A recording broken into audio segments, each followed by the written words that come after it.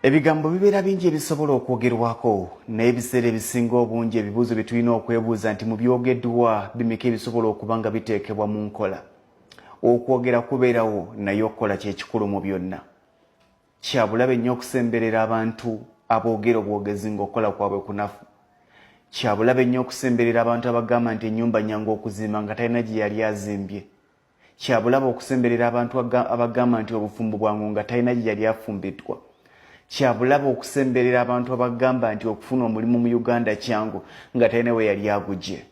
N'olwekyo ebigambo bikola kitono, ebikolwa bye bikulu mu bulamu bw'ensi eno mwe tuwangaalira. Tandika n'ekyo ky'olina ogenda kufuuka muwanguzi, kubanga n'abo abawanguzi be weegomba baatandika n'ako akatono ke baalina.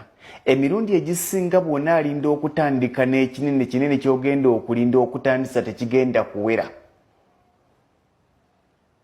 Kyokka onaagenda okutuuka okugamba nti kantandise akatono kano ke nnina nga wadde osobodde okukakuuma nga tekakyalina kye kasobola kutandika. Kubanga buli mwaka buli kyasa kibaako n'obusobozi bwakyo.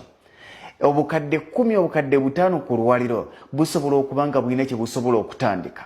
Naye njagala kigamba nti myaka 2 oba 3 obukadde 5 kye bwasobolanga okutandika ku lwaliro mu myaka 3 lijja kuba tebusobola kitandika.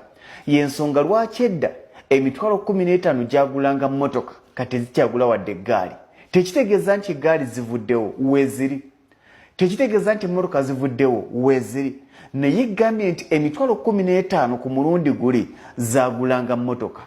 Ku lwaliro 15 zigula ggaali.